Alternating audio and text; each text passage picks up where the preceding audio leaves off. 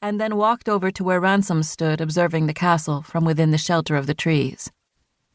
"My Lord Duke," said the knight, "my name is Captain Fawkes." Ransom had heard of the man. He was Jon-Landon's battle captain, the knight Benedict had assigned to keep Jon-Landon from getting himself killed in battle. A royal bodyguard. He looked too young for the job, for he was surely younger than Ransom. But then, age was not always a quantifier of ability. "Why aren't you at the siege of Avaranche?" Ransom asked the knight. "It's all smoke and fire. They're keeping us within the walls. I'd rather be here where the real fighting is," said Fawkes, putting his gauntleted hands on his hips. "The prince asks you to send 100 men to join him in retaking the castle." "I don't have 100 men to spare," Ransom said with a snort. "Did he ask the king for more men?" "He did not," Fawkes said with a tired look, "for he knew the answer would be no. The king needs all he has to retake Tatton Grange." "Just as I need all I have," Ransom said. "We don't have the funds Estienne does. We can't hire mercenaries to join our ranks." "Pity the ransom we paid was so high," Fawkes said, giving Ransom an accusatory look. Ransom had negotiated the release of the king from his imprisonment in the Wartburg in Brugia. The amount was higher than any ransom that had previously been paid by any king. 150,000 livres. Some of the money had come to them as a windfall, but the rest had come directly from their coffers and put them sorely in debt. "I don't have 100 men to spare," Ransom said, ignoring the jab. "If the king bid me, I would find a way to do it. But I have a hard enough task as it is. We're about to make another run at the castle. Can I help?" Fawkes asked, gazing at the castle. "I'm in no hurry to go back, especially knowing the answer will displease the prince." Dawson, part of Ransom's mesney, came up to him. "The ladders are all ready, my lord." "Looks like I came at the right time," Fawkes said. "I'll tie up my horse and join the fight." "As you will," Ransom said, although the man's attitude didn't impress him.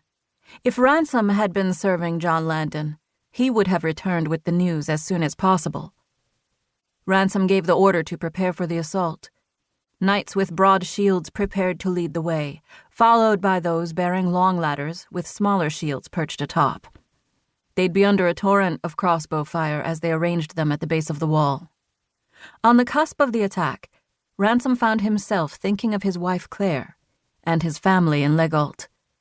He felt a throb of longing to be with them instead of fighting the king's wars, but it was Benedict who'd allowed him to marry Claire, and he owed him everything, including his rank as Duke of Gloucester. Loyalty bound him to do his king's bidding. When the men were ready, Ransom gave the order to attack, and the 3 crews hastened out of the cover of the woods. The soldiers guarding the pickets had been alerted and quickly removed sections of the fencing, so the crews could charge past them and throw the ladders up in 3 different places. Cries of alarm rose from the castle walls, and the defenders began to rally. Ransom watched in consternation as black shafts began to rain down on his men, clattering against shields and armor. But some found weak spots, the vulnerable gaps in the armor. Ransom observed fitfully as his men charged toward the wall, the advance led by Dawson and others he trusted. He had deliberately resisted using trebuchets, both because he didn't want to reduce his own castle to rubble, and because the king needed them at Avaranche and Tatton Grange. Cries of pain and shouted curses came from Ransom's men as they jogged ahead under the onslaught. He saw the first ladder clack against the wall as the knights began to position it. Once it was set, some began to scrabble up the length to reach the defenders atop the wall. He knew Dawson would be in the forefront, even though it was the most dangerous part of the charge. The young man was occasionally too brash for his own good, but Ransom admired his pluck and courage. The second ladder went up, and then the third. As Ransom watched, clenching his fist and tapping it against the tree trunk, he saw several Occitanians appear with long spears and hooks. One of them managed to snag the edge of a ladder and then shoved it backward, the weight it supported dragging it down. Ransom's mind went black with rage as he heard the groans from the impact. The soldiers at the pickets rose to get a better look, the anguish they felt obvious at any distance.